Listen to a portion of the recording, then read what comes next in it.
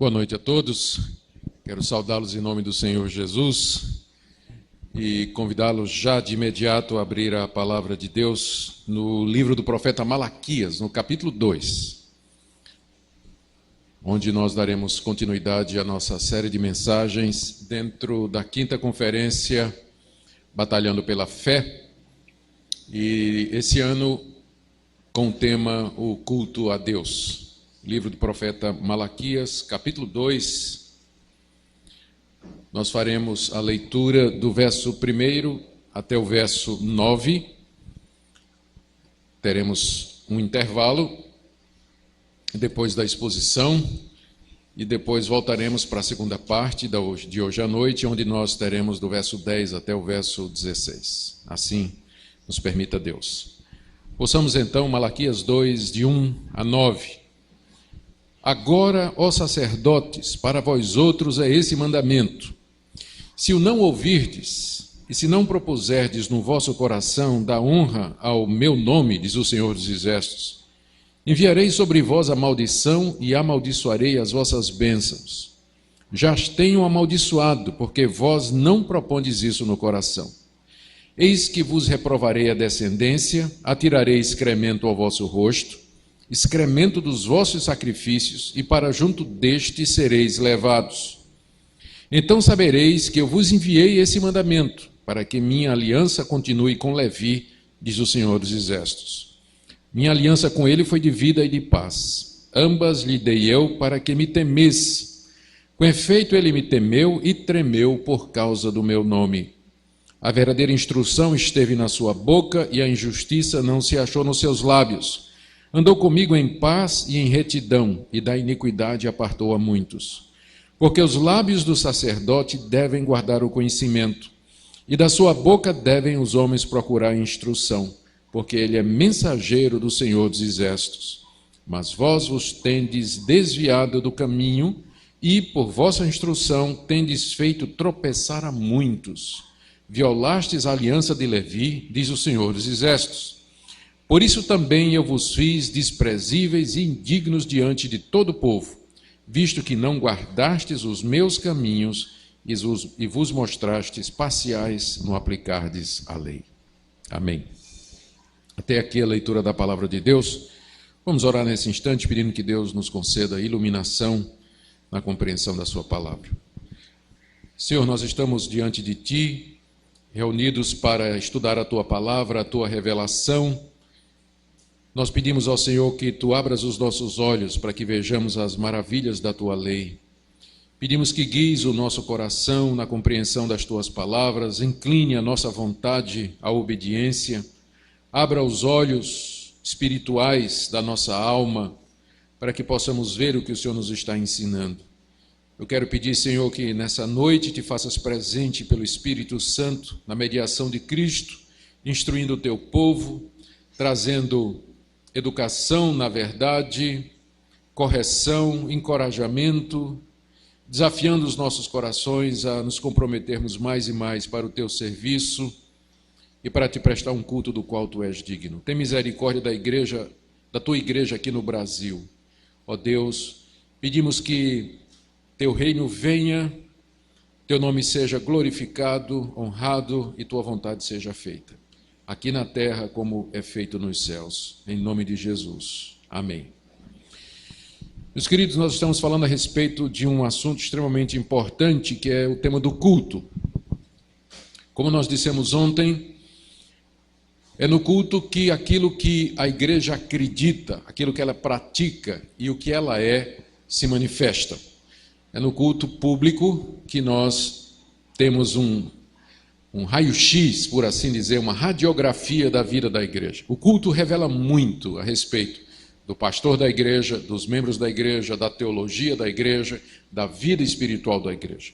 Não é à toa que o culto recebe na Bíblia tanta atenção, não só no Antigo Testamento, quanto também no Novo.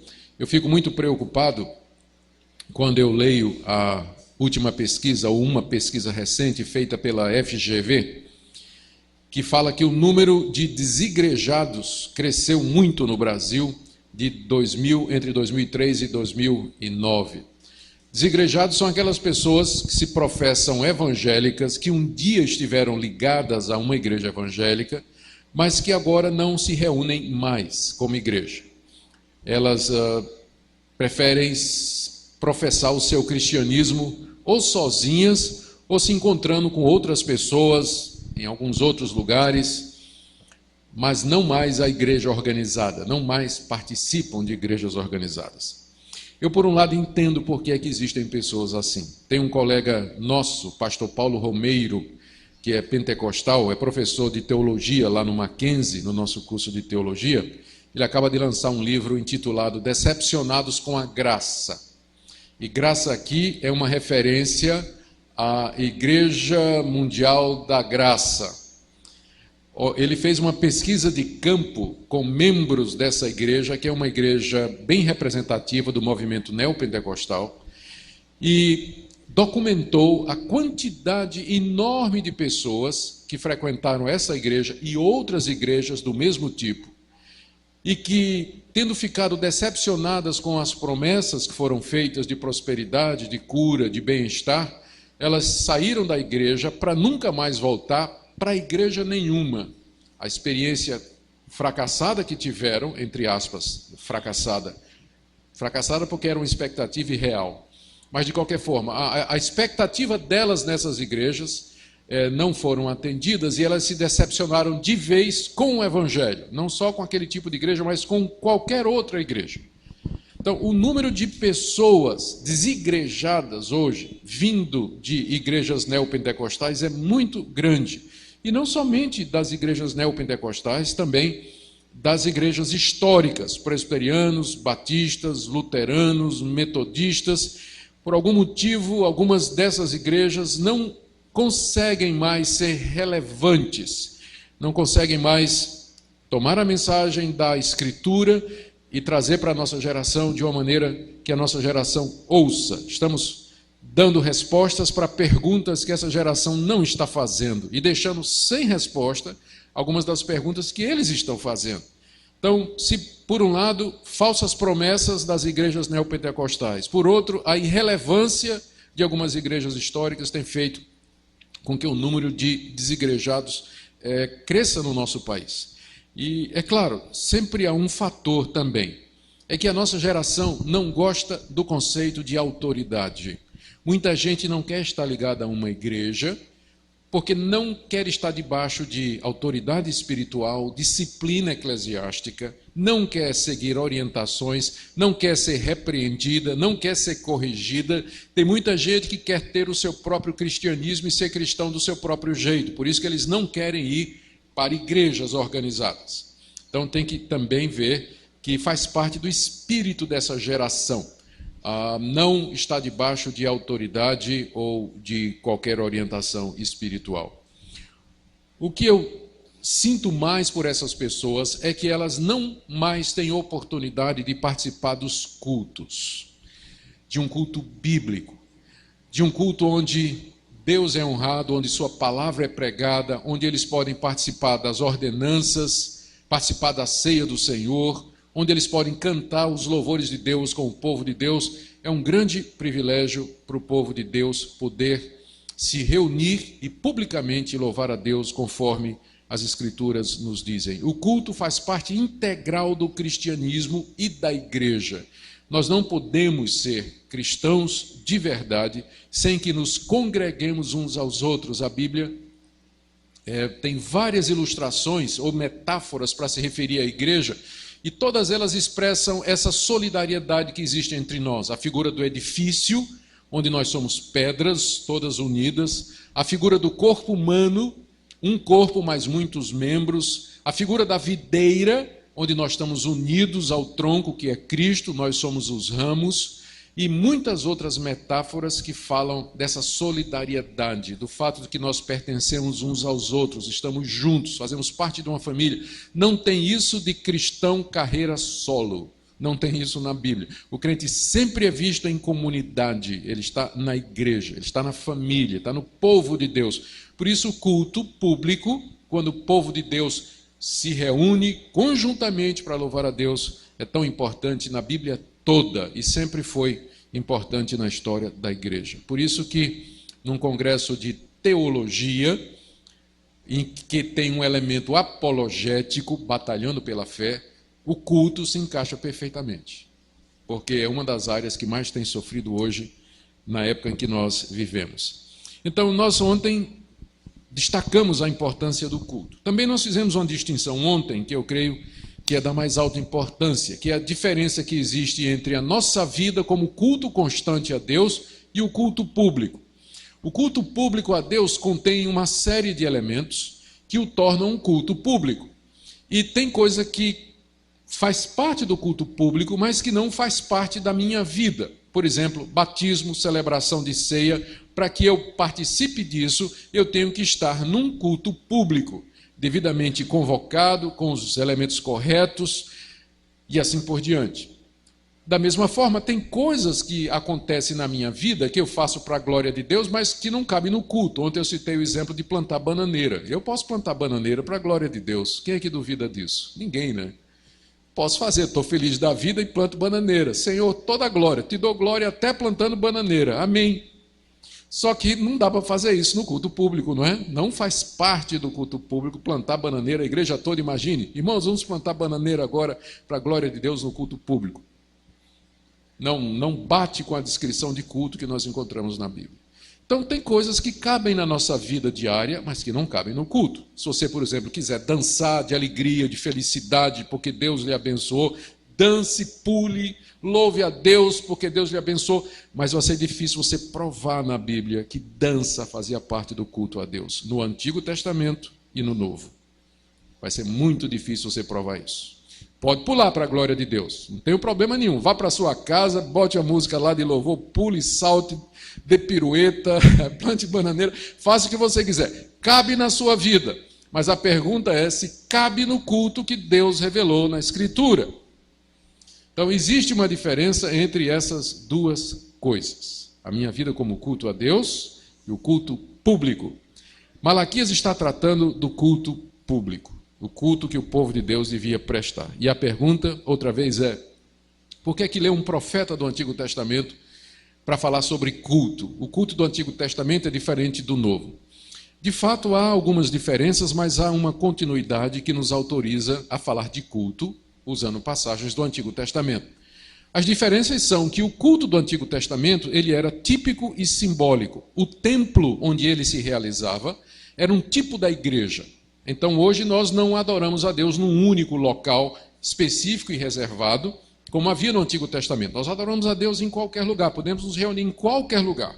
Na verdade, os templos eles só começaram a ser construídos no século IV, quando o cristianismo se tornou a religião oficial do Império Romano. Antes disso, os cristãos cultuavam a Deus nas catacumbas, no mato, na floresta, na beira-mar, nas casas, nas praças, onde eles podiam se organizar, então eles faziam culto a Deus. Então, igreja, templo evangélico, protestante, cristão, isso é coisa que veio com a oficialização do cristianismo por Constantino e depois a Reforma Protestante.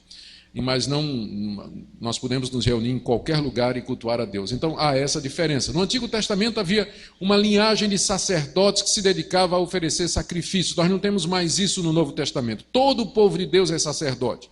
Nós não oferecemos mais sacrifícios porque o Cordeiro de Deus já foi imolado por nós e nele todos os sacrifícios foram consumados. Mas algumas coisas permanecem. A ideia do povo de Deus estar junto para buscar a Deus, louvar a Deus, ouvir a sua palavra, entoar louvores, orar a Ele, suplicar a Ele e ser abençoado, essa ideia ou esse conceito você encontra tanto no Antigo Testamento quanto no Novo. Então o culto mudou de forma apenas, mas a essência dele permanece. Deus ainda continua procurando adoradores que o adorem em espírito e em verdade. Então, quando nós estudamos um livro como Malaquias, que fala sobre o culto na sua época, quando ainda a lei estava em vigor, a lei cerimonial, nós fazemos isso para pegar os princípios que estão ali e que podem ser aplicados para nós hoje, porque o nosso Deus é o mesmo, a aliança é a mesma, é o mesmo povo, sempre foi um único povo e, portanto, o culto tem pontos de continuidade. Daí então o livro de Malaquias ser perfeitamente útil para isso aí. O que é que nós vimos já sobre esse livro de Malaquias? Nós vimos que Malaquias foi mandado por Deus para repreender o povo de Israel por conta da corrupção do culto. Nós nem sabemos quem é Malaquias. A palavra Malaquias significa meu mensageiro. Alguns acham que por causa do zelo que ele tem para com o culto a Deus, que talvez ele fosse um levita. Mas a verdade é que nós não sabemos. Alguns acham que ele era da tribo de Zebulon, mas isso são tradições antigas dos rabinos, nós não temos certeza sobre isso. Mas Malaquias aparece no cenário da nação de Israel, mais especificamente do reino de Judá, e ali ele chama o povo ao arrependimento. Ele convoca o povo a que dê atenção ao culto a Deus. O povo estava desanimado, porque aparentemente as promessas de Deus de restauração não haviam se cumprido depois da volta do cativeiro. O povo estava angustiado por causa dos pesados impostos que eles pagavam aos persas, estavam sob o domínio de uma nação estrangeira. Havia opressão financeira, havia muita pobreza, havia a hostilidade de povos vizinhos que estavam dificultando que a nação retomasse o seu ritmo normal. Então, numa situação de tanta opressão, de tanta dificuldade, a primeira coisa que sofria era o culto a Deus. As pessoas estavam, em vez de dando a Deus o melhor, estavam dando o que sobrava. Os sacerdotes que eram responsáveis pelo culto a Deus estavam desanimados, estavam desmotivados, se não se preocupavam mais em ordenar o culto de acordo com a lei de Moisés, para que Deus fosse honrado de acordo com o que ele tinha oferecido ou tinha determinado. E nós vimos no capítulo 1 que há uma queixa de Deus de que o pão era pão imundo, o pão da proposição que tinha que ser oferecido no altar ou na mesa de Deus 3 dias ou 3 vezes por dia, estava sendo feito com a receita errada, ninguém estava preocupado. Os animais estavam sendo trazidos para o sacrifício, eram coxos, aleijados, destroçados, doentes, marcados, coisa que absolutamente não podia, e mostrava simplesmente o descaso do povo que estava dando a Deus o que sobrava e que estava guardando o melhor para si.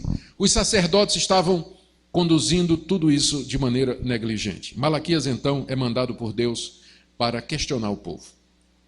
No capítulo 1, nós vimos 2 desses questionamentos. Primeiro, o povo, sem querer aceitar o fato de que Deus o amava. Deus dizia, eu amo vocês. Eles disseram, como é que o Senhor nos ama se a gente está vivendo em pobreza, vivendo com dificuldade, sendo perseguidos e dá tudo errado? Onde está o teu amor? E a resposta de Deus é, a prova que eu amo vocês é que eu elegi vocês. Eu escolhi vocês. Em vez de ter escolhido Esaú, que era o primogênito de Isaac, eu escolhi Jacó, de onde vocês vieram. Vocês são o meu povo, eu fiz a minha aliança com vocês. E nós aprendemos que a medida do amor de Deus não são as bênçãos materiais, como a teologia da prosperidade das igrejas neopentecostais afirma. Mas a demonstração maior do amor de Deus é o seu amor eletivo, a sua misericórdia soberana, que nos elege, que nos chama, que perdoa os nossos pecados, que nos traz para si, nos dá o Espírito Santo e nos faz grandiosas e firmes promessas. Depois, uma queixa de Deus de que os sacerdotes estavam negligenciando e desonrando o seu nome. Os sacerdotes perguntam, nós? Em que nós estamos fazendo isso? E Deus então responde, vocês estão deixando de fazer isso, estão fazendo isso errado e assim por diante.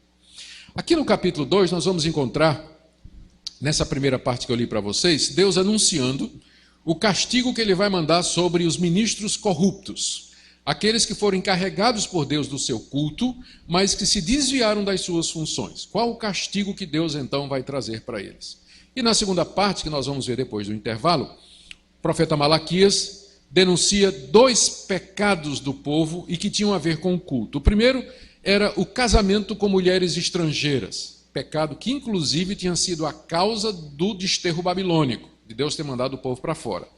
E segundo, a separação injusta, o divórcio para se casar com mulheres estrangeiras que estava sendo feito ali no meio do povo de Deus. Estas coisas estavam enfraquecendo a família, enfraquecendo o povo e tinha impacto direto no culto a Deus. É o que nós veremos então na segunda parte dessa noite. Vamos então para a primeira parte. Deus anuncia aqui o que é que ele vai fazer com aqueles que corrompem o culto. Dos versos de 1 a 4, há um anúncio de pelo menos 4 castigos que Deus vai mandar para eles. Depois do verso 5 até o verso 7, nós temos uma descrição da aliança de Deus com os sacerdotes. O que é que eles deveriam ter feito? E por fim, do verso 8 a 9,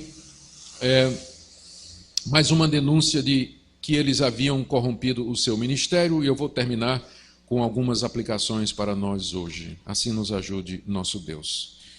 Então, em primeiro lugar, as ameaças contra aqueles que corrompem o culto, 2, de 1 a 4. O verso 1 nos diz a quem era destinada essa palavra. Agora, ó sacerdotes, para vós outros é esse mandamento. A palavra mandamento aqui não deixa de ser uma ironia, porque cabia aos sacerdotes ensinar os mandamentos de Deus ao povo no templo. Eles eram os guardadores da lei. O livro da lei de Deus, onde estava a sua vontade, era guardado no templo. Os sacerdotes eram os responsáveis pela cópia e pela preservação do livro da lei. E eram eles que ensinavam os mandamentos de Deus ao povo. Só que agora Deus tem que mandar um mandamento para eles. É o que acontece quando os pastores corrompem a sua função. Eles têm que ser pastoreados. Quando aqueles que têm responsabilidade de guiar o povo falham, eles têm que ser guiados. Quando eles se desviam, eles têm que ser corrigidos. E essa palavra aqui, então, vem sob a forma de um mandamento para os sacerdotes. Deus determinando, dizendo, ordenando, explicitando aquilo que ele deseja da parte dos que deveriam cuidar do seu culto. No verso 2, você tem a ameaça de Deus do que é que vai acontecer se eles não ouvirem o mandamento. Ou seja, esse se que está aí no início do verso 2, pressupõe que haveria a possibilidade de que eles ouvissem o mandamento e se arrependessem. É sempre bom lembrar que o nosso Deus é um Deus de misericórdia. É como se ele dissesse assim: vocês se desviaram, sacerdotes, vocês estão oferecendo um culto errado, e eu estou dando esse mandamento para vocês. Se vocês escutarem, eu não vou trazer o juízo sobre vocês. Eu não vou castigá-los como merecem. Mas eu vou abençoá-los e vou usá-los outra vez. Deus está o tempo todo fazendo isso. Lembra, por exemplo, quando ele mandou Jonas pregar em Nínive? Ele tinha dito: eu vou destruir a cidade. Os ninivitas se arrependeram e Deus disse: não vou destruir mais a cidade. E Jonas até nem gostou, não é? Porque ele queria que aqueles pagãos fossem todos destruídos. Tem gente que não se alegra quando Deus usa de misericórdia. Mas aqui há uma oportunidade para que os sacerdotes se arrependam. Caso eles não se arrependam, veja aí o verso 2. Se vocês não ouvirem esse mandamento, ouvir aqui não é escutar, é ouvir e atender, é ouvir e obedecer. Se vocês não ouvirem e não propuserem no vosso coração dar honra ao meu nome, era isso que Deus queria, que os sacerdotes dessem honra ao nome dele. Como é que os sacerdotes dariam honra ao nome de Deus? Conduzindo o culto a Deus da maneira como Deus havia determinado. Porque quando o culto é feito de acordo com os padrões de Deus, o nome de Deus é honrado. Quando nós corrompemos o culto e colocamos adições humanas, quem é honrado é o homem. O homem se torna o centro do culto e não Deus. Então, para que Deus seja honrado, o culto tem que ser de acordo com o que ele revelou. Tem que ser teocêntrico. Deus tem que receber a glória. Ele tem que ser o centro de todas as coisas. Culto não é entretenimento. Culto não é lazer. Culto não é diversão. Deus é o centro do culto. Quando nós transformamos o culto numa social, num momento de lazer, de diversão, de entretenimento, nós estamos como estes sacerdotes, deixando de usar aquela oportunidade para glorificar o nome de Deus. Ou Deus é o centro do culto, ou outra coisa vai ser. E via de regra é o próprio homem que ocupa esse lugar. Então o mandamento era esse: vocês têm que honrar o meu nome, oferecendo um culto de acordo com aquilo que eu determinei. Se vocês não fizerem isso, aqui vem então 4 ameaças de Deus. A primeira delas: enviarei sobre vós a maldição. Enviarei sobre vós a maldição. Maldição aqui no hebraico, ela está com um artigo, é a maldição mesmo, a tradução não está correta. É uma referência à maldição lá de Deuteronômio capítulo 28, quando Deus, através de Moisés, disse ao povo: se vocês me obedecerem, as seguintes bênçãos virão sobre vocês. Aí vem a relação.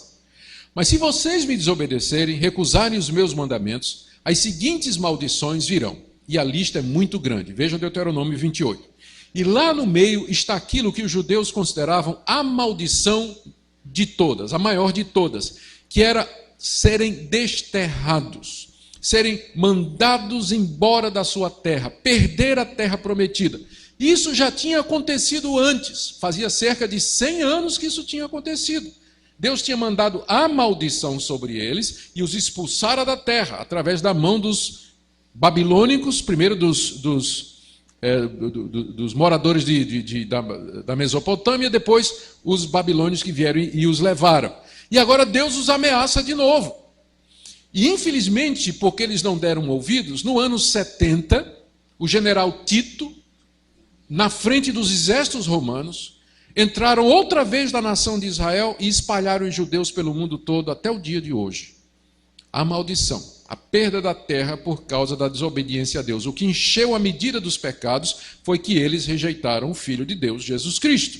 E no ano 70, então, Jerusalém é assolado, o templo destruído e os judeus espalhados por todas as partes do mundo. Houve uma segunda tentativa dos judeus se rebelarem em 125, sob a liderança de um judeu chamado Bar Corba, mas os exércitos romanos também esmagaram na última resistência na fortaleza de Massada, acabaram com a resistência judaica e eles se espalharam até regressar em 1948 à nação, ao povo de Israel. E somente uma pequena parte, né? Tem muito mais judeu morando fora de Israel do que em Israel no dia de hoje. Mas então Deus disse: eu mandarei a maldição para vocês. Veja como Deus considera sério o pecado daqueles sacerdotes. A maldição de esterro, que era considerado o castigo maior que podia acontecer com a nação. A segunda ameaça está aí ainda no verso 2. Amaldiçoarei as vossas bênçãos. Isso pode ser interpretado de duas maneiras. Primeiro, que tudo aquilo que o sacerdote recebesse de bem seria amaldiçoado por Deus. O seu salário, a vaquinha no pasto, a colheita, filhos, aquilo que eram bênçãos, na verdade Deus iria transformar em maldição. Já pensou que coisa terrível? Você recebe uma coisa como se fosse bênção e Deus, na verdade, transforma aquilo em maldição. Essa é a primeira possibilidade de interpretação. A outra possibilidade é que Deus ia transformar em maldição as bênçãos que o sacerdote dava durante o culto. Porque uma das coisas que o sacerdote fazia durante o culto era pronunciar a bênção sobre o povo de Deus. E há várias bênçãos no livro de Deuteronômio, no livro de Êxodo, Levítico. A mais conhecida é a famosa bênção araônica. Não é que é uma bênção longa, que Deus vá contigo, que Deus te proteja, seja por ti, que as suas mãos o sustentem. Então imagine o sacerdote abençoando o povo, e só que em vez de sair bênção dele, o que é que estava saindo para o povo? Maldição. Você gostaria de estar debaixo do pastorado de alguém assim? Que toda vez que ele estivesse ele abençoando, na verdade, está vindo é maldição? Se essa for a interpretação correta, como eu disse, pode ser as duas coisas, né? Ou uma ou outra, ou as duas. Se essa é a interpretação correta, o que Deus estava dizendo é que ele não usa sacerdotes corrompidos para abençoar o seu povo. Na verdade, eles acabam sendo juízo para o povo. Ai do povo que tem um sacerdote corrompido. Um pastor que perverteu o seu chamado. Um homem que está ali como lobo. Na verdade, ele está sendo canal de desgraça para a vida de muitos, como nós vamos ver mais adiante aqui nesse próprio texto. Terceira ameaça, ainda no verso 2. Deixe-me só falar um pouquinho mais ainda antes de passar para a terceira ameaça. No final do verso 2 ele diz: amaldiçoarei as vossas bênçãos, já as tenho amaldiçoado.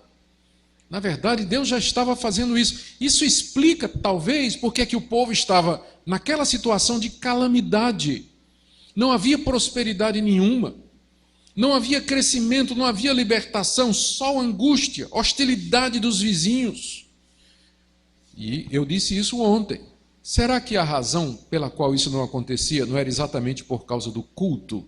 Eu até disse ontem. Você já se perguntou se a razão pela qual Deus não responde às suas orações tem a ver com a sua atitude para com o culto a Ele. Como você vê o culto a Deus? Aqui você vê mais essa relação, não é? Você vê, Deus já estava amaldiçoando as bênçãos, porque eles não propunham isso no coração. Isso aqui é aquele mandamento de honrar o nome de Deus. Eles não estavam colocando no coração aquele mandamento de honrar o nome de Deus, por isso o ministério deles já estava sendo motivo de maldição. Terceira ameaça, verso 3. Eis que vos reprovarei a descendência. Castigo não somente sobre eles, mas sobre os filhos deles. Reprovar a descendência. Isso era uma ameaça terrível para aqueles dias, porque os sacerdotes se perpetuavam pela linhagem familiar. Quem era filho de sacerdote só tinha uma possibilidade de profissão na vida: sacerdote. Ele era da família de Levi, ele só tinha uma profissão, era ser sacerdote. Então, não é que alguém da tribo de Judá dissesse assim: eu estou me sentindo chamado para o ministério. Você é de que tribo? Judá. Não, não pode. Só pode ser da tribo de Levi. Então, os filhos dos sacerdotes seriam sacerdotes. Então, quando Deus diz que vai reprovar a descendência deles, está dizendo: eu vou terminar com o sacerdócio levítico. Eu não terei mais sacerdotes da linhagem de vocês, porque vocês estão se corrompendo. E de fato isso aconteceu. Com a vinda do Senhor Jesus, o sumo sacerdote, segundo a ordem de Melquisedeque, uma ordem superior, quando ele veio e se tornou o único mediador entre Deus e os homens, acabou o sacerdócio levítico. Deus não tem mais uma linhagem de sacerdotes que ministram diante dele, porque nós temos o mediador entre Deus e os homens, Jesus Cristo, nosso sumo sacerdote, segundo uma linhagem superior, a linhagem de Melquisedeque. Hebreus capítulo 4, capítulo 7 fala sobre isso. Quarta ameaça.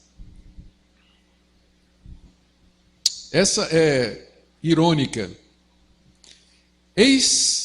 Verso 3. Eis que vos reprovarei a descendência, e agora vem: atirarei excremento ao vosso rosto, excremento dos vossos sacrifícios, e para junto deste sereis levados. Quando os animais eram trazidos para serem sacrificados, então eles eram degolados, o sangue escorrido, todo jogado fora. O sacerdote desembuchava ele com a peixeira, né? Abria, na verdade os levitas é que faziam isso, e saía tirando as tripas, saía tirando o fato, o fel, o estômago, o coração, a gordura, o redenho, tirava o couro, desossava ele, tinha uma parte que era queimada ali no altar, uma parte ficava com o sacerdote, e uma outra parte era levada para fora do santuário, onde era queimada lá fora do tabernáculo. Essa parte incluía algumas entranhas e especialmente o excremento. Excremento eu não preciso traduzir, todo mundo sabe o que é excremento, né? Muito bem. O que é que Deus está dizendo aqui? É que ele vai botar a mão naquele excremento e vai esfregar na cara do sacerdote. Já pensou Deus fazendo isso na cara de pastores? Na frente do povo? Você quer saber o que é que eu penso de você? Me dá esse excremento aqui. É isso que você representa para mim. É isso que você está fazendo no ministério. É isso que você está sendo para o meu povo. Se uma pessoa tocasse nas fezes dos animais, ela era considerada impura. Agora imagine alguém com as fezes passadas na cara. Ela tinha que ser tirada do templo. Isso aqui é uma maneira de Deus dizer: eu vou botar vocês para fora do ministério, porque vocês estão impuros, vocês estão com fezes de animais na cara. É o final do verso, não é isso? Final do verso 3. Atirarei excremento ao vosso rosto, excremento dos vossos sacrifícios, e para junto deste sereis levado. Onde é que o excremento era levado? Para fora do templo, para fora do arraial, e lá ia o sacerdote junto com o excremento, rejeitado para o ministério, desonrado por Deus. Deus costuma desonrar pastores, às vezes diante da própria igreja, quando eles deixam de cumprir a sua função. Por isso que é tão sério ser pastor. É tão sério ser pastor. Infelizmente, hoje, por uma série de razões, tem muita gente entrando no ministério que não deveria estar. Eu digo aos jovens, geralmente, você só deve entrar no ministério como sendo a última opção da sua vida. Se você consegue ser um engenheiro, vá ser um engenheiro. Se você consegue ser um motorista de táxi, vá ser um motorista de táxi. Se você consegue fazer qualquer outra coisa na vida, vá fazer isso. Só entre no ministério se Deus lhe fato de arrastar para lá. E você, mesmo assim, venha protestando. Venha protestando. Deus, me dá outra coisa para fazer. Não, você vai ser pastor. Deus, por amor de tudo, eu faço qualquer coisa. Eu vou ser político. Não, você vai ser pastor. Então, só venha se Deus chamar. Porque a quantidade de gente que está no ministério hoje, que nunca foi chamada por Deus, é muito grande, a julgar pela quantidade de pessoas que abandonam. Quando eu me formei, a minha turma tinha 40 formandos. Em 1983, foi o ano da minha formatura, 40 formandos. A última contagem que eu fiz, dos 40, apenas 9 continuam no ministério. No decorrer desses anos, alguns abandonaram, deixaram, seguiram outro caminho, tropeçaram, caíram. Como eu estou vivo, eu não quero fazer parte dessa estatística, né? Eu só vou ter certeza de que eu estou no grupo final quando morrer. Deus tenha misericórdia de mim e dos pastores. Mas é muito sério. Muito sério. Veja o que é que Deus está dizendo aqui, que Ele faz com quem desonra o seu nome. Por que Deus faz tudo isso? Por que Ele trata com tanta severidade? A resposta está aí no verso 4. Então, vocês saberão que eu enviei esse mandamento para que a minha aliança continue com Levi, diz o Senhor dos Exércitos. Deus estava fazendo isso, sendo severo com os sacerdotes, porque Ele queria manter a aliança com Levi. Que aliança é essa? Que Deus tão zelosamente estava querendo purificar e manter.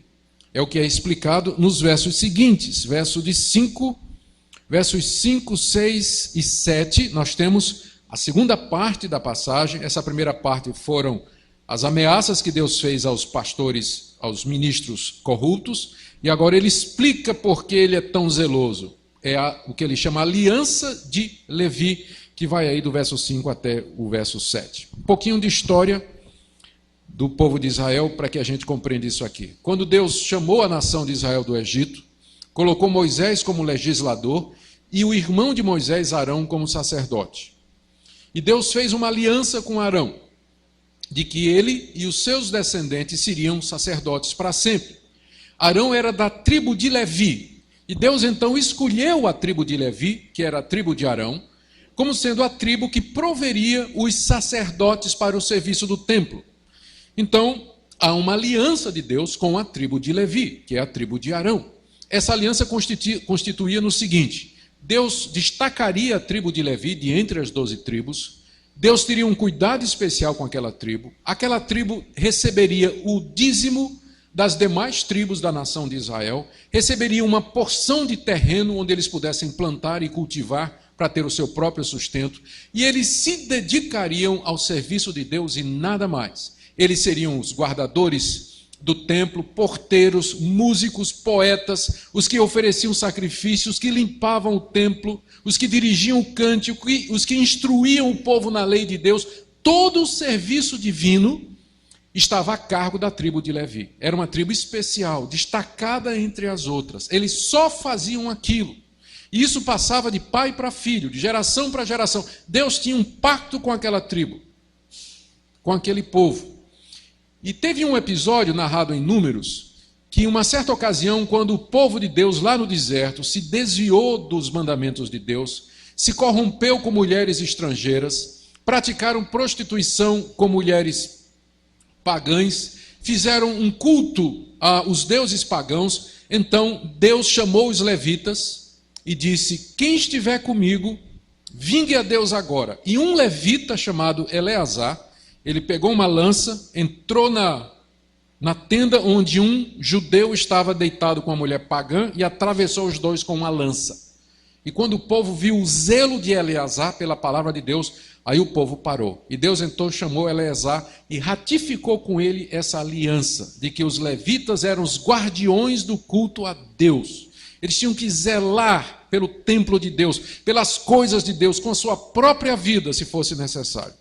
Essa é a aliança de Deus com Levi. E como foi que os levitas se comportaram quando Deus fez a aliança? Verso 5, a minha aliança com ele, com Levi e com seus descendentes, foi de vida e de paz, ou seja, vocês são eleitos por mim como aqueles através de quem eu vou trazer vida e paz para o meu povo.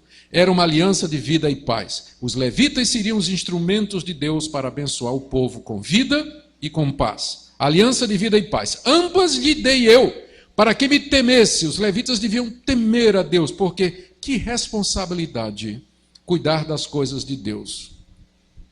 Com efeito, aí veja só como os primeiros sacerdotes se comportaram. Com efeito, ele me temeu, tremeu por causa do meu nome, diante da responsabilidade, diante da grandiosidade da tarefa. Enquanto que tem menino, né, que entra no seminário, feliz da vida, sabendo de tudo, achando que vai tirar de letra o pastorado, o que é que Levi e os outros fizeram? Temeram e tremeram. Eu desconfio muito quando eu vejo um primeiro-anista assim, que sabe de tudo. Calouro, né? É o nome que a gente chama de primeiro-anista. Ele sabe de tudo. E na sala de aula ele já tem aquelas perguntinhas assim de bolso, né? Tem o queixinho empinado, o narizinho empinado, parece que já sabe de tudo. Então eu desconfio muito quando eu vejo um jovem assim.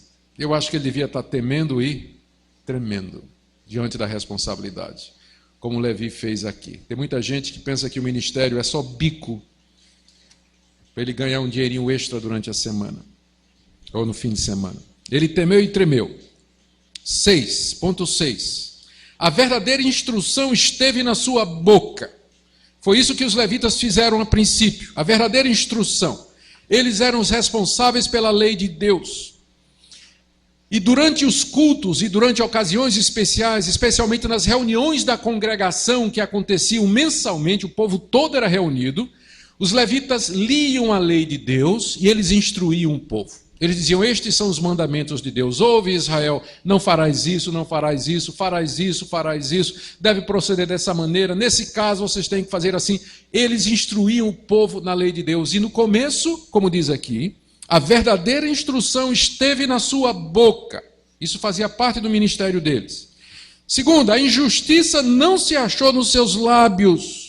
Eles eram imparciais, porque além de ministrar a palavra de Deus, eles também eram chamados para julgar os casos que havia entre o povo de Deus. E o julgamento era feito com base na lei de Deus.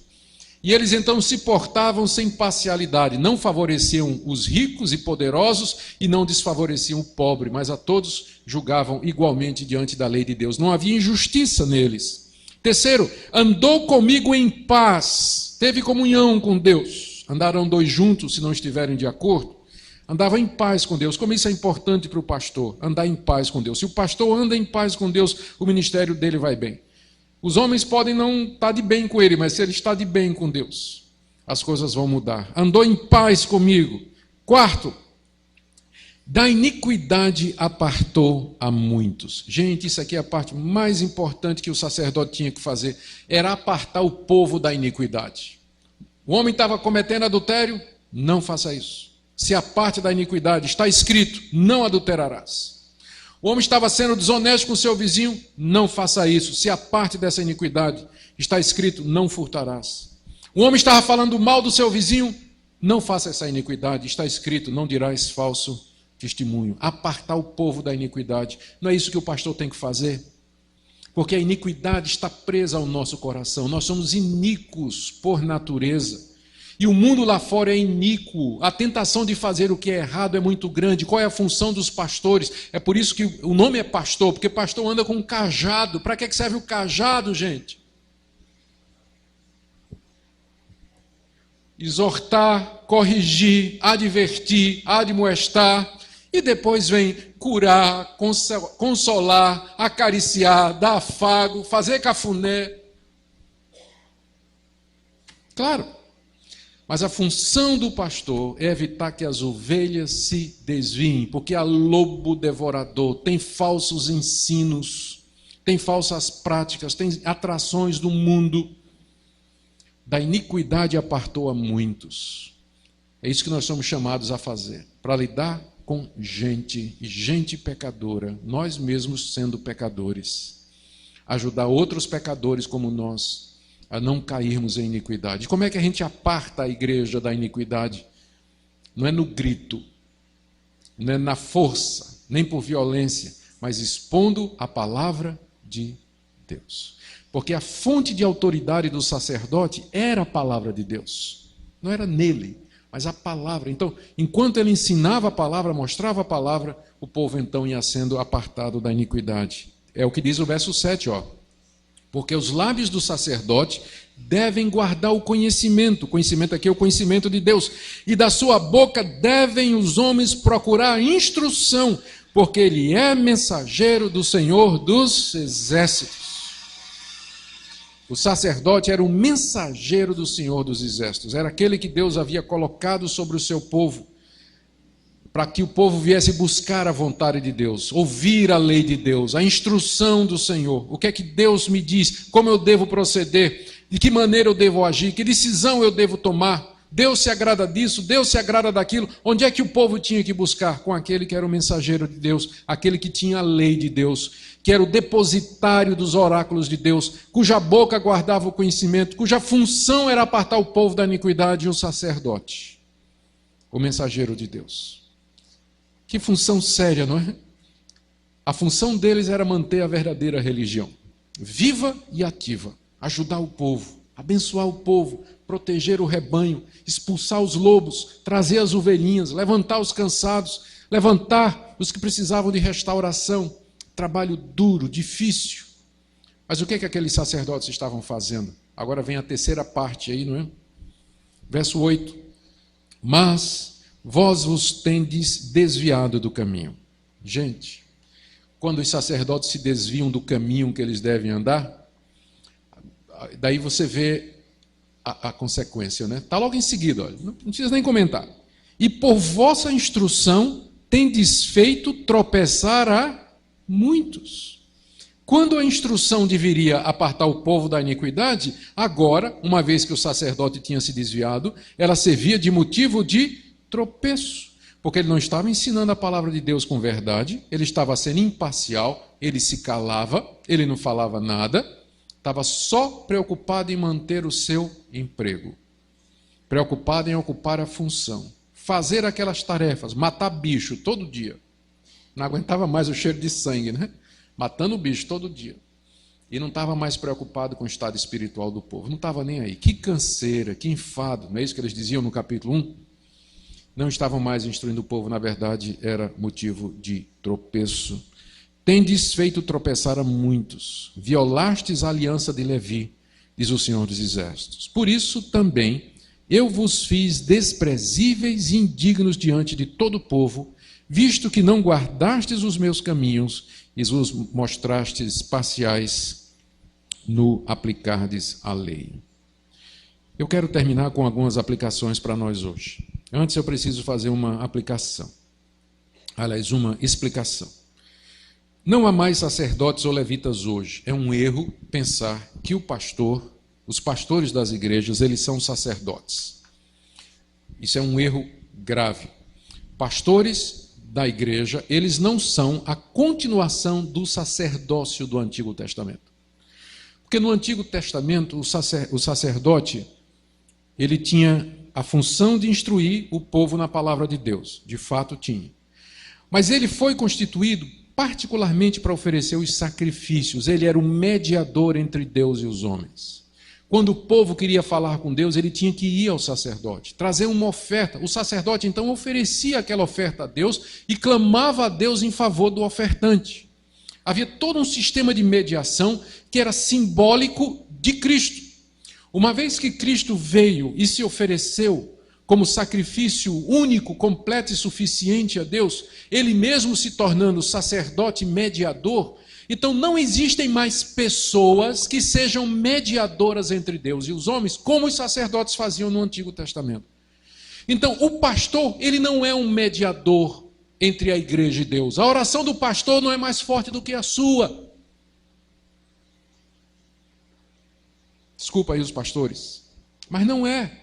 Porque a oração do pastor chega a Deus da mesma maneira que a sua chega, na mediação de Jesus Cristo.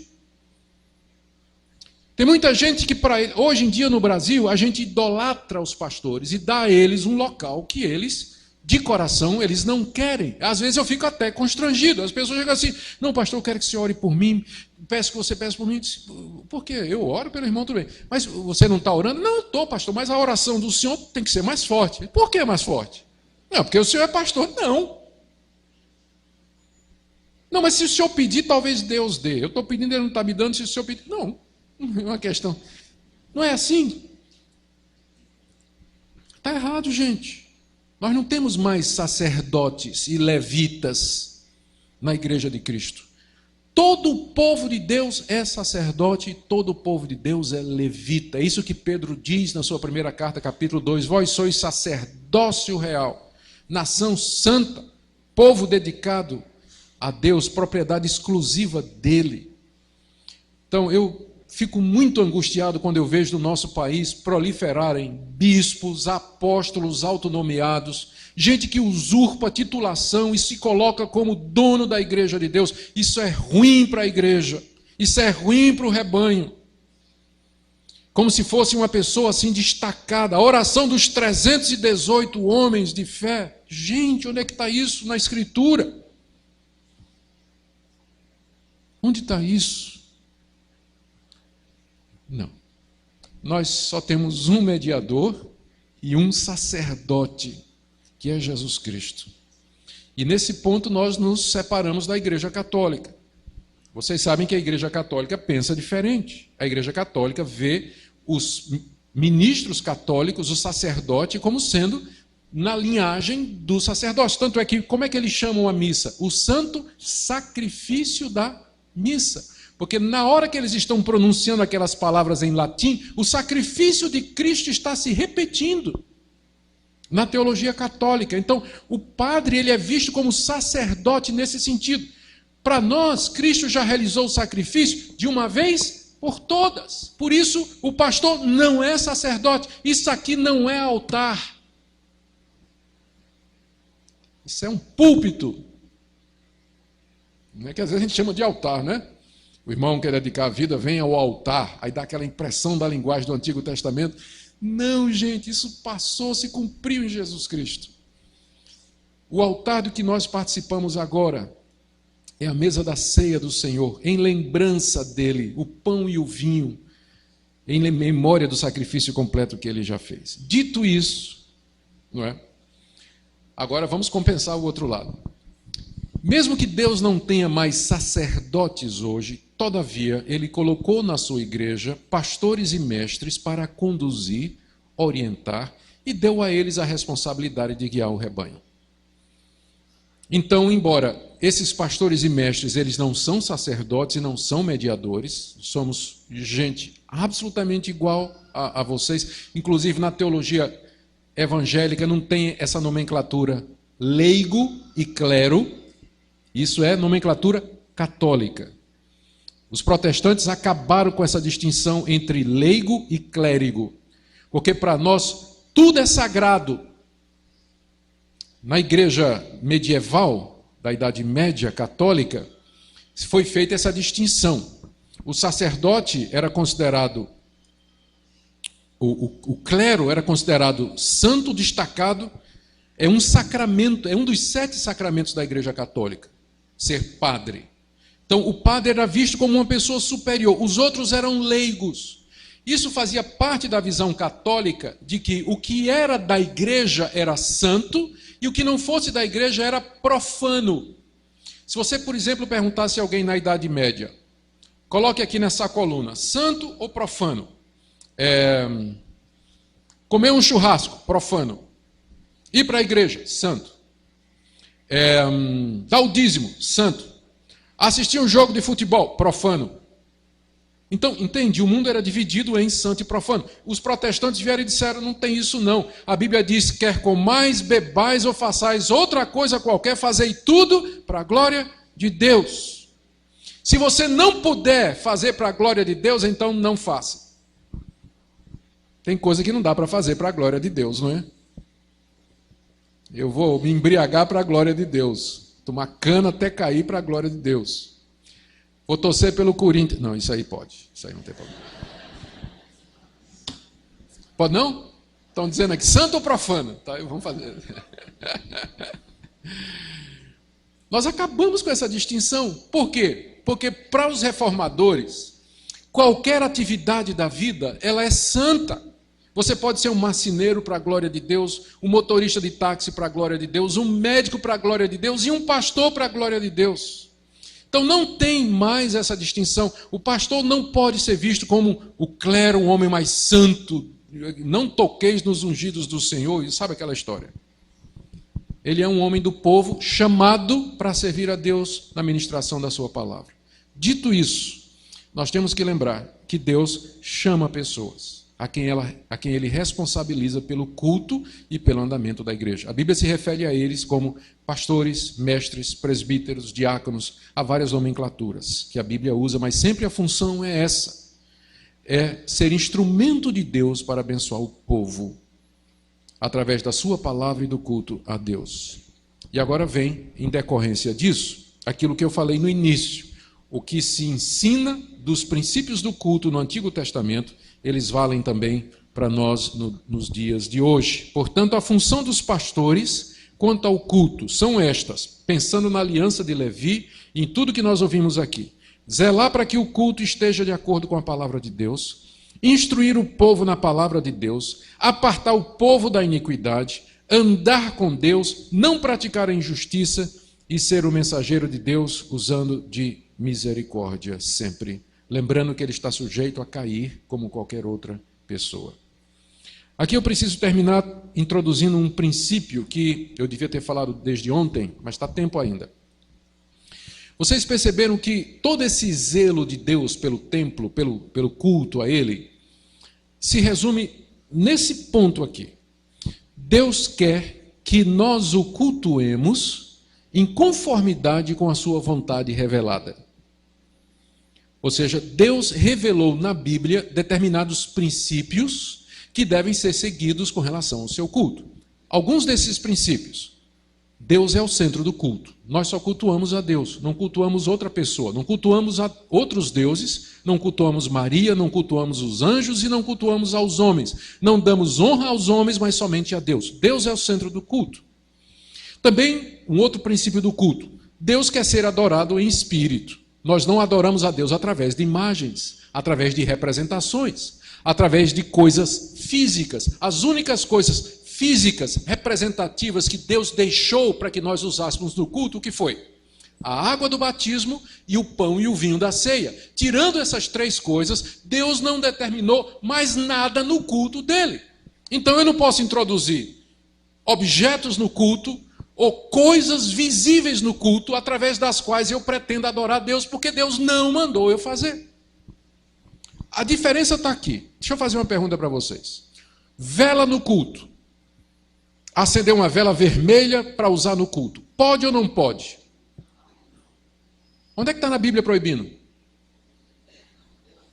Ah, exatamente. A resposta é essa. O problema não é. Muita gente vai dizer, pode porque a Bíblia não proíbe. Mas a pergunta está errada, a resposta está errada. Na verdade, a questão vai ser, a resposta que nós temos que dar é a seguinte: não pode porque Deus não mandou. Então, a resposta não é pode porque não é proibido. A resposta tem que ser não pode porque Deus não manda. Porque nós só podemos cultuá-lo de acordo com aquilo que ele manda. Não é isso?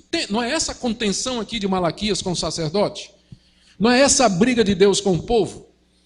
E não é questão de boa intenção, porque todo mundo tem boa intenção e boa vontade, mas é uma questão de certo e de errado. É isso que nós chamamos do princípio regulador do culto. O que é que regula o culto? A palavra de Deus. Eu só posso cultuar a Deus de acordo com o que ele revelou. E o que é que Deus revelou? Quais são os elementos de culto? Quando a gente lê o Antigo Testamento e o Novo, a gente conclui que os elementos de culto são os louvores a Deus, a leitura da palavra, a pregação da palavra, a ministração das ordenanças, do batismo e da ceia do Senhor, coleta, a dúvida sobre isso, comunhão dos santos, pronto. Não tem mais elemento de culto no Novo Testamento ou no Velho. Você não vai encontrar. Então, sempre a luta da igreja é se aproximar no seu culto o máximo possível da Bíblia, sem acrescentar a ele aquilo que Deus não mandou e sem tirar dele aquilo que Deus mandou. Então, da mesma forma que eu acho que aqueles que querem introduzir no culto, por exemplo, dança litúrgica, teatro, que são coisas que Deus nunca mandou, não fazia parte do Antigo Testamento e não do Novo. E eu acho que isso é um acréscimo humano ao culto, por mais bem intencionado que seja. Eu também acho que está errado aqueles que, por exemplo, querem dizer que nós não podemos ter coral no culto, que nós só temos que cantar os salmos, que nós não podemos ter instrumentos musicais. Tem gente que acha que não pode ter isso também. Aí eu acho que o erro está indo para o outro lado também. Então, sempre o alvo é esse. O que é que a Bíblia me ensina sobre o culto? Como eu devo prestá-lo a Deus? De que maneira eu devo servir a Deus? É isso que Malaquias deseja aqui. E é esse o alvo da igreja sempre. Sempre se reformando em busca de um culto público que seja agradável a Deus. Amém? Gente, que desafio para nós, né? E a gente nunca vai conseguir a medida certa, né? Mas sempre vai pender para um lado, né, pastor? Às vezes para o outro. Mas a luta sempre é essa de manter a igreja caminhando nos trilhos da revelação divina. Nós vamos orar nesse instante, agradecer a Deus por sua revelação. E em seguida eu vou passar a palavra ao pastor Cleiton para o encerramento dessa primeira parte. Ó Deus, Tu sabes que do fundo do coração nós queremos Te adorar, na beleza da Tua santidade, proclamar às nações a Tua grandeza, que Tu reinas, que não há outro Deus além do Senhor. E nos ensina a ter o Senhor como centro da nossa adoração, a não nos desviarmos ao Senhor para motivações outras. Ajuda-nos a não adorar outros deuses, a não constituir ídolos no nosso coração secretamente, mas que o Senhor reine soberano em nossa mente e em nosso coração. Dá-nos um culto puro, que seja de acordo com a Tua vontade. Elimina os acréscimos humanos e dá-nos coragem para enfrentar, Senhor, as dificuldades que certamente encontraremos no nosso desejo de purificação. Em nome de Jesus. Amém.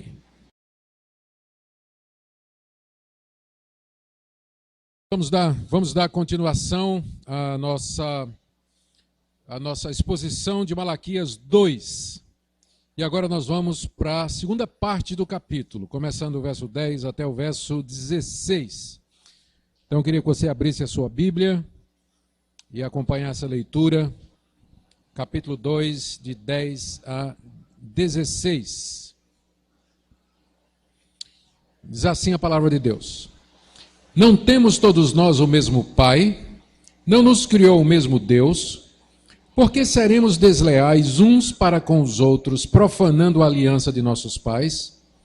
Judá tem sido desleal, e abominação se tem cometido em Israel e em Jerusalém. Porque Judá profanou o santuário do Senhor, o qual ele ama, e se casou com a adoradora de Deus estranho. O Senhor eliminará das tendas de Jacó o homem que fizer tal, seja quem for, e o que apresenta ofertas ao Senhor dos Exércitos. Ainda fazeis isto, cobris o altar do Senhor de lágrimas, de choro e de gemidos, de sorte que ele já não olha para a oferta e nem a aceita com prazer da vossa mão. E perguntais, por quê? Porque o Senhor foi testemunha da aliança entre ti e a mulher da tua mocidade, com a qual tu foste desleal, sendo ela tua companheira e a mulher da tua aliança. Não fez o Senhor um, mesmo que havendo nele um pouco de espírito? E por que somente um? Ele buscava a descendência que prometera. Portanto, cuidai de vós mesmos, e ninguém seja infiel para com a mulher da sua mocidade. Porque o Senhor, Deus de Israel, diz que odeia o repúdio, e também aquele que cobre de violência as suas vestes, diz o Senhor dos Exércitos. Portanto, cuidai de vós mesmos, e não sejais infiéis. Vamos orar mais uma vez, pedindo a orientação do Espírito Santo para a leitura e exposição da palavra.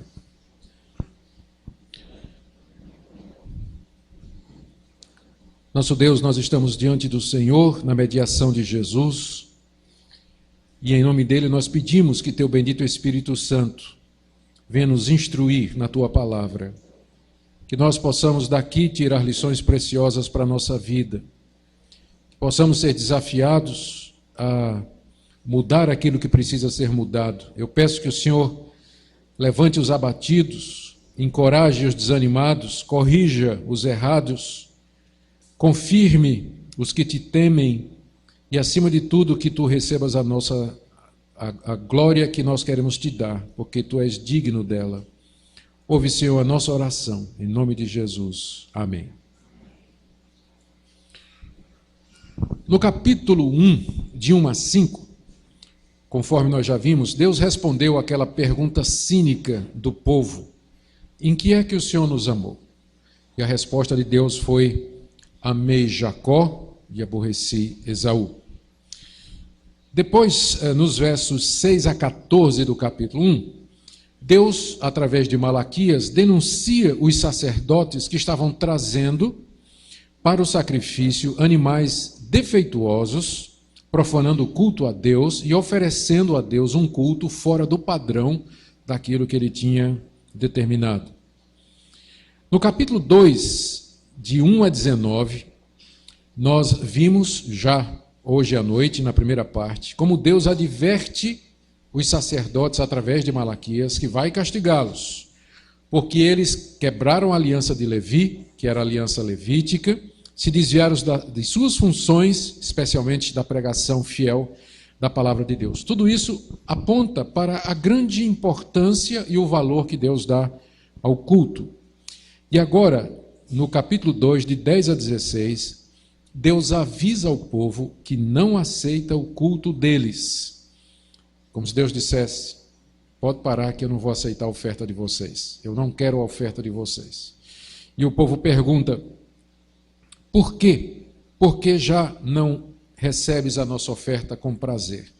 E a resposta de Deus é que eles estavam quebrando a aliança, casando com mulheres estrangeiras e se divorciando da primeira esposa. O ponto aqui dessa passagem e a relação dela com o culto é a preocupação de Deus com a identidade e a pureza do seu povo, e isso está ligado ao culto que lhe é aceitável. Ou, em outras palavras, a relação que existe entre a nossa vida e o culto que nós prestamos a Deus. Eu disse que nós temos que fazer uma distinção entre a nossa vida como culto e o culto público que prestamos a Deus. Tem coisa que cabe num e que não cabe no outro, e vice-versa. Mas há uma relação também entre a minha vida e o culto público que eu ofereço a Deus. E essa relação consiste nisso, de que Deus nos chama para cultuá-lo, mas o culto tem que ser a expressão pública daquela piedade, consagração e obediência que eu tenho em particular. E só é aceitável a Deus o culto que lhe é prestado por pessoas que de todo o coração o amam e querem fazer a vontade dele. Senão é aquilo que nós chamamos de culto hipócrita. E aqui, Malaquias vai na mesma direção de profetas como Isaías. O capítulo 1 de Isaías é de fato uma peroração de Deus. Deus está increpando o povo e dizendo assim: quando vocês vêm aos meus átrios, quem é que convidou vocês? Eu não aceito os cânticos de vocês, não aceito os sacrifícios de vocês. Vocês vão primeiro lavar as mãos, purificar os seus caminhos, e depois vocês vêm e arrazoam comigo. Ainda que seus pecados sejam vermelhos como a escarlata, eles se tornarão brancos como a lã. Você encontra esse tipo de exortação em Isaías, no profeta Amós, no profeta Miqueias, em que essa relação entre a nossa vida e o culto é muito estabelecida. No Novo Testamento você vai encontrar, da mesma forma, Jesus dizendo aos seus discípulos, no Sermão do Monte, que se eles trouxerem diante de Deus a sua oferta e ali lembrarem que o seu irmão tem alguma coisa contra ele, que devia parar a entrega da oferta, sair, reconciliar-se com o irmão, voltar e continuar o culto. E nos livros, nas cartas que os apóstolos encontraram, essa relação também é percebida, especialmente na primeira carta aos Coríntios, capítulo 11, quando Paulo fala de que muitos dos membros da igreja de Corinto, porque estavam vivendo uma vida de embriaguez, uma vida de prostituição, e vinham participar da mesa do Senhor, eles estavam comendo e bebendo, na verdade, juízo para si. Por isso que Paulo diz que as pessoas têm que se examinar para participar da mesa do Senhor, porque participar de maneira indigna, e a indignidade aí seria uma vida em pecado, uma vida longe dos propósitos de Deus, isso só transformaria aquilo que seria um meio de graça, a ceia, num caminho de juízo e de condenação. Então você vai encontrar na Bíblia toda, do começo ao fim, esse princípio, que Deus quer que nós o adoremos e que a nossa adoração seja fruto de uma vida consagrada a Ele, de uma vida de obediência, de uma vida que é vivida de acordo com a sua vontade. E é disso que Malaquias trata aqui, nessa passagem que nós lemos. Aqui ele denuncia duas coisas da parte do povo e que influenciava o culto. Primeiro, o casamento com mulheres estrangeiras, mulheres que não eram do povo de Deus. Não era só uma questão de raça, era também uma questão de religião. Toda mulher judia só tinha uma religião, era o monoteísmo de Yahvé. Era o monoteísmo do Deus de Abraão, de Isaac e de Jacó. Era a religião do povo de Deus. Uma mulher que não fosse judia, amalequita, filisteia, cananita, ela teria uma outra religião. Ela adoraria outros deuses. Então, não é um problema de etnia, casamento interracial. É um problema de casamento interreligioso. Coisa que Deus havia proibido ao povo de Israel no Antigo Testamento, com muita clareza.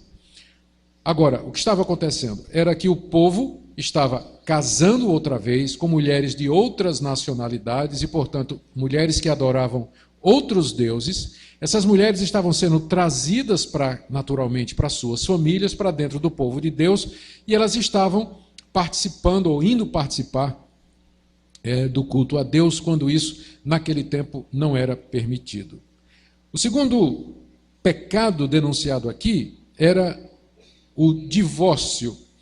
Divorciar-se sem nenhuma razão válida, só com o propósito de se casar com essas mulheres estrangeiras. Parece que até alguns sacerdotes estavam praticando isso também. Então, tudo isso aqui é denunciado por Malaquias no contexto do culto. E eu penso que esses dois assuntos são da mais alta relevância para nós hoje, não é? A questão do casamento misto, não é? Ou, quando eu falo misto, é do crente com descrente. E a quebra da aliança com o divórcio. Também o divórcio é um problema hoje muito sério. Vamos ver o que é que nós podemos aprender aqui hoje à noite, com a graça de Deus. Em primeiro lugar, então, a questão dos casamentos mistos, que vai do verso 10 até o verso 12. Malaquias começa, Deus, na verdade, falando através de Malaquias, embora aqui a palavra é do próprio profeta. O profeta aqui está argumentando com o povo, e ele começa com uma pergunta. A pergunta é essa: não temos todos nós o mesmo Pai? Não nos criou o mesmo Deus? Por que essa pergunta? Não tem uma resposta fácil, mas tudo indica que ele está querendo dizer o seguinte: o mesmo Deus que nos criou, nós, os homens judeus, foi o mesmo Deus que criou também as mulheres judias, as mulheres do povo de Deus, as mulheres israelitas. Então nós temos todos o mesmo Pai, os homens e as mulheres do povo de Deus, e temos todos o mesmo Criador e o mesmo Mestre. Elas são parte do povo de Deus, elas são parte da família de Deus, elas estão diante de Deus tanto quanto nós. Não nos criou o mesmo Deus, o mesmo Pai, desculpem, não temos nós o mesmo Deus, não nos criou o mesmo Deus.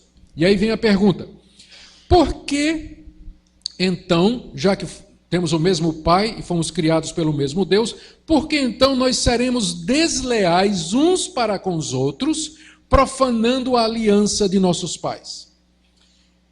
Então, o argumento de Malaquias é o seguinte: na hora que você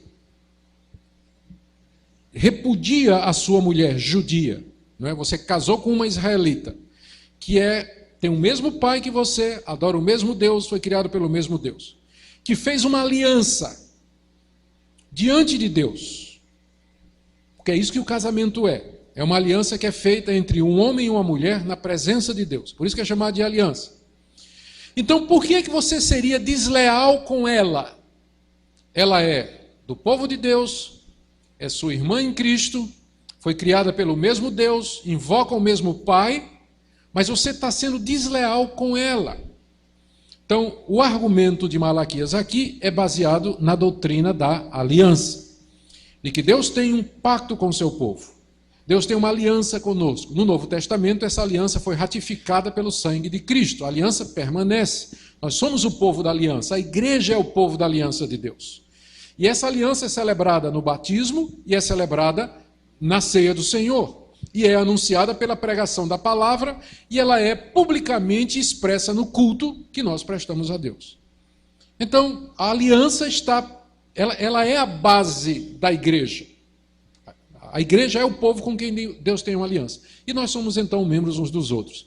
Na hora que nós estamos quebrando a aliança que fizemos no casamento com esse Deus, repudiando a nossa mulher, para casar com outra que não é da aliança, nós estamos sendo desleais. É isso que ele está dizendo aqui no verso 10. Vou repetir a passagem. Não temos todos nós o mesmo Pai, está falando dos homens e das mulheres. Não nos criou o mesmo Deus. Por que seremos desleais uns para com os outros? Aqui, provavelmente, o contexto é o casamento. Por que seremos desleais para com o nosso cônjuge? Profanando a aliança de nossos pais. Ou seja, a aliança que Deus fez com os nossos pais e que nós ratificamos e celebramos também no casamento. Aí ele diz por que está fazendo essa pergunta no verso 11. Judá tem sido desleal e abominação se tem cometido em Israel, em Jerusalém, porque Judá profanou o santuário do Senhor, o qual ele ama, e se casou com a adoradora de Deus estranho. Então, esse era o problema, não é? Tudo está resumido aí no final do verso 11, quando ele diz que Judá, o Judá aqui é uma expressão que designa todo o povo de Israel, se casou com a adoradora de Deus estranho. Literalmente no hebraico, essa expressão, adoradora de Deus estranho, é filha de deuses ou de Deus estranho. E faz sentido. Nós não dizemos que somos filhos de Deus. Os pagãos também são filhos dos seus deuses. Então, o ponto aqui, a deslealdade que Malaquias aqui está apontando, é que os filhos de Deus se casaram com filhas de deuses estranhos, quebrando a aliança. Isso nos remete lá para Gênesis 6, vocês se recordam daquele episódio, em que diz que Deus se entristeceu grandemente e se arrependeu de ter criado os homens, porque os filhos de Deus começaram a casar com as filhas dos homens. Essa mistura. O problema não é que Deus é preconceituoso, nem nós. Trata-se de manter pura a religião que Deus nos deu. E uma vez que essa religião é enfraquecida com a entrada de pessoas na família que não partilham da mesma fé, pode haver, então, o enfraquecimento da religião. Imagine o que é criar os filhos, você crendo em Deus e no Evangelho e no Senhor Jesus, mas a sua esposa ou seu marido não. Levar para a igreja, instruir, educar, enfraquece o cristianismo, enfraquece a igreja à medida que existe essa mistura. Eu preciso ter cuidado aqui para não dar a impressão de qualquer preconceito, desprezo ou pensar que nós somos um povo superior aos pagãos, porque isso não é verdade. Nós somos seres humanos iguais, passamos pelas mesmas necessidades, mas a questão é que eu tenho uma religião que eu considero a coisa mais importante da minha vida e que eu gostaria que meus filhos andassem nesse caminho e que eu preciso de alguém que pense como eu para educar os filhos no caminho, conduzir a família nesse mesmo caminho. Se trata disso. Eu não consideraria o fato de que uma pessoa crente casa com uma pessoa que é descrente como sendo um pecado passível de uma disciplina da igreja. Bota para fora da igreja. Eu não acho que chegue a esse ponto. Mas eu acho que, no mínimo, é necessário orientação e alertar sobre os riscos que se correm. Eu sei que muita gente vai dizer assim, pastor, mas no meu caso, eu casei com uma mulher que não era crente e depois ela veio para a igreja. Para cada caso em que isso funcionou, eu lhe mostro 3 em que não funcionaram. Não, mas eu ganhei meu marido para Cristo. Você ganhou, mas eu conheço 5 que não ganharam, que vivem no inferno. Tive uma dificuldade muito grande. Então, é um risco. Não é? Eu estou tentado a dizer, é tentar a Deus, dizer assim, Deus, eu sei que o Senhor não gosta, mas eu vou casar com ele na esperança que o Senhor vai convertê-lo. Estou quase dizendo que isso é tentar a Deus. Mas não vou dizer não. Tá perto, mas eu não vou dizer. Mas que com certeza não é o caminho, com certeza não é. Eu sei que aí vão aparecer os argumentos. Pastor, mas não tem homem na igreja, né? Os homens que tem na igreja já está tudo ocupado, né? já tem namorado, já está casado e tudo mais. O que às vezes acontece é que a gente coloca o casamento como sendo a coisa mais importante da vida da gente. A gente coloca o seguinte paradigma: eu só serei feliz se eu casar. Se eu não casar, eu serei extremamente infeliz. Então, tem pessoas que fazem ou colocam o casamento como sendo a fonte da sua felicidade. E eu penso que o erro é aqui. Tem muita gente que teria sido mais feliz se não tivesse casado. A Bíblia contempla a possibilidade do dom do celibato, uma pessoa ficar solteira e pura, não é só ficar solteira, é ficar solteiro e puro. Né? A Bíblia contempla a possibilidade do celibato como sendo uma alternativa para o cristão. 1 Coríntios capítulo 7 fala claramente a respeito disso. Jesus também se referiu a isso em Mateus 18, quando ele fala dos eunucos, ou de pessoas que estão preparadas para viver dessa maneira. Então, o que eu quero dizer é que casar não é uma coisa tão primordial da sua vida que você esteja disposto a quebrar a aliança com Deus para conseguir isso. Pode ser que o resultado não vai ser o que você esperava. Então, é isso que Malaquias está dizendo aqui. O alvo de Deus é que nós tenhamos famílias fortes, uma religião forte, uma igreja forte, e para isso nós precisamos então procurar alguém que creia como nós cremos no mesmo Deus e que esteja dedicado também ao serviço a Deus como eu estou. No caso aqui, no verso 11... Malaquias chama de abominação e profanação. Está aí, veja aí, são essas duas palavras no verso 11. Judá foi desleal, porque foi casar com adoradora, filha de Deus estranho, cometeu abominação e profanou o santuário. Por que profanou o santuário? O santuário era o local onde o culto se realizava. Então tinha uma lei que impedia que se trouxesse os gentios para dentro do santuário. Para resolver esse problema, um pouco depois do tempo de Malaquias, na época dos Macabeus, eles criaram o Templo dos Gentios, que era um espaço muito grande que ficava fora do santuário, onde quem não era judeu podia ir ficar. Ele não tinha o direito de entrar no santuário, que era o local onde se faziam os sacrifícios, onde estava a presença de Deus expressa na arca, e o ministério dos sacerdotes. Então, os gentios não podiam entrar no templo de Deus. Se não me engano, há uma informação arqueológica que diz que os judeus até mesmo botaram uma plaquinha na entrada do santuário, não é, avisando aos gentios que se eles passassem daquilo ali, eles seriam mortos. Então, tal era o zelo que eles tinham pelo santuário. Então, pelo que Malaquias está dizendo aqui, os sacerdotes ou o povo de Israel estava levando essas mulheres pagãs para dentro do santuário, o que seria então uma profanação do culto a Deus. Essa é uma das coisas que eu acho que não passou para os nossos dias. Eu não creio que você estará profanando, em primeiro lugar porque nós não temos mais santuário, não é? O povo de Deus é o santuário de Deus. Nós não temos mais um local, um edifício, uma construção que a gente chame de santuário, porque isso era o templo do Antigo Testamento, que era simbólico e típico da igreja. Nós não temos mais um santuário. E também Deus acabou com essa separação entre judeu e gentio. Qualquer pessoa em qualquer lugar que professe o nome de Jesus em espírito e em verdade, esse é povo de Deus, independente da sua raça. Então, eu não considero uma profanação do templo você trazer e convidar para o culto o seu cônjuge que não é crente. Não creio que isso se aplica para os nossos dias, porque muita coisa mudou aqui. Não temos mais santuário, não temos mais a distinção entre judeu e gentio, e assim por diante.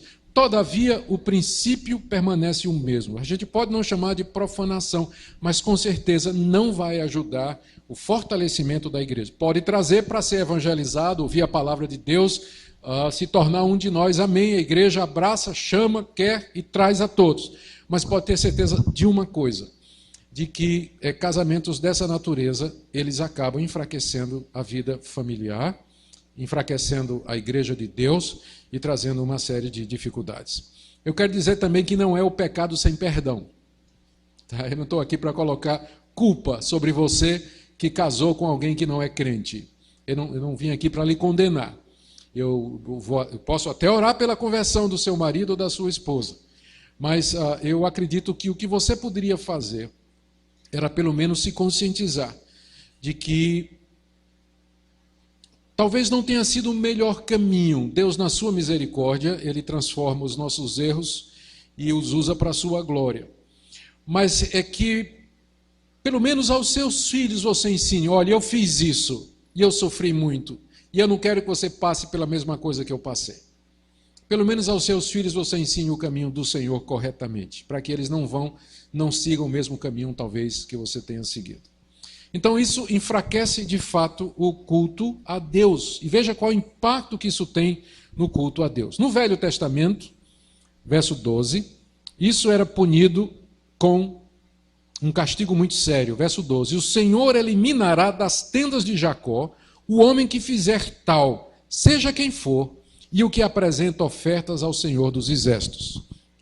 Quem quer que fosse, até aquele que apresenta as ofertas. Quem é que apresentava as ofertas? O sacerdote. Então, nem os sacerdotes estavam isentos dessa responsabilidade, o que nos diz que talvez os próprios sacerdotes estavam se casando com mulheres pagãs, mulheres estrangeiras que adoravam outros deuses. Às vezes acontecia que a mulher convencia o israelita a adorar Baal. Era muito comum naquela época. Ninguém subestime o poder feminino. Não é? Você, às vezes, já vi muito acontecer. A pessoa está firme na igreja, casou com uma moça descrente, o tempo vai passando, ele some da igreja. Tá certo? O poder feminino de persuasão é muito grande. E então ele parou de ir para a igreja, por conta da mulher, sem dúvida nenhuma. Também acontece o contrário, não é? A moça se casa com um rapaz que não é crente e ele começa a botar dificuldade, enfim, ela acaba desistindo e para de ir para a igreja também. Então, a preocupação de Deus para que isso não aconteça. O Senhor vai fazer isso. Bom, aí, próximo ponto aqui, começando do verso 13. A questão agora fica mais grave porque a gente está vendo que não era só gente solteira que estava casando com mulheres estrangeiras. Parece que os israelitas estavam se separando da sua mulher israelita para casar com mulheres estrangeiras. Verso 13. Os judeus vinham chorar no altar porque não estavam entendendo por que Deus não aceitava o culto. Ainda fazeis isso. Cobris o altar do Senhor de lágrimas, de choro e de gemidos, de sorte que ele já não olha para a oferta, nem aceita com prazer da vossa mão. Permitam aqui dar uma sugestão alternativa de tradução, que eu acho que fica mais fiel, e que já, inclusive, é adotada pela NVI. Se alguém tem a NVI, essa tradução, vai seguir aqui e vai ver que ela traduz diferente, para mim traduziu corretamente. Em vez de dizer, no verso 13, cobris o altar do Senhor de lágrimas, de choro e de gemidos, de sorte que ele já não olha para a oferta, a NVI traz porque ele já não olha para a oferta. Por que é que os israelitas estavam chorando, derramando lágrimas no altar? É porque Deus já não estava mais aceitando a oferta deles. E por que é que Deus não estava aceitando a oferta deles? Porque eles estavam casando com filha de Deus estranho. A relação entre a vida familiar e o culto. Havia um enfraquecimento da família, do povo de Deus e da verdadeira religião. Deus não estava aceitando o culto deles, porque há uma relação entre a minha vida familiar, as decisões que eu tomo para minha família e o culto que eu presto a Deus. Os israelitas estavam lá chorando, derramando lágrimas e lágrimas em cima do altar de Deus. Ah, Senhor, por que o Senhor não aceita, né, aquilo que eu estou oferecendo? E Deus diz, porque você está profanando o meu santuário, porque você casou com filha de Deus estranho. Então, era essa a razão pela qual Deus não estava aceitando o culto deles. Deus já não olha para a oferta, nem aceita com prazer. E aí, verso 14. E perguntais, por quê? E aí vem aquela reação do povo de Israel que nós notamos desde o início do livro, que é de fazer pergunta capciosa quando eles já sabiam a resposta. Né? Deus dizendo, eu não estou aceitando o culto de vocês. Mas como não? Como assim, Deus? Não é aquela cara assim? Né? Espanto, o Senhor não está aceitando o nosso culto? O que nós fizemos de errado? Como que vocês fizeram de errado? Vocês sabem o que vocês fizeram de errado. Vocês conhecem a lei de Deus. Vocês conhecem a minha vontade. E estão perguntando por que eu não estou respondendo as orações de vocês, por que eu não aceito o culto de vocês. É claro que vocês sabem. E mesmo assim Deus ainda dá uma resposta. Veja a resposta dele, continuando aqui no verso 14. A resposta é essa.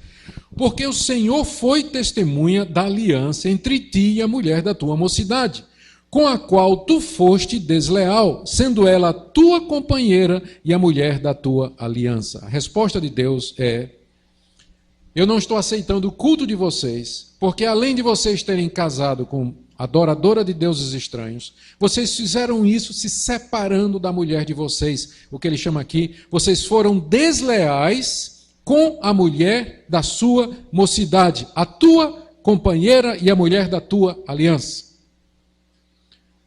Isso aqui é espantoso. Os judeus tinham se casado na mocidade com mulher israelita, da mesma religião, temente a Deus, mas agora atraídos pela beleza ou qualquer outra promessa feita por mulheres pagãs, eles estavam sendo desleais com a sua esposa para casar com essas mulheres. A coisa é mais grave ainda, não é?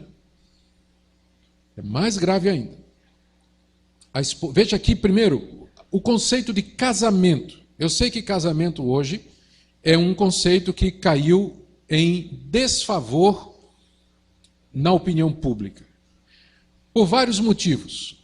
A revolução sexual dos anos 60, o movimento feminista, que disse para as mulheres que casar, cuidar da família, ter filhos, ter um marido, isso é um sistema de escravidão dos homens, é assim que os homens escravizam as mulheres e que, na verdade, elas serão felizes se não se casarem, seguir uma carreira e se tiverem sexo apenas sem compromisso.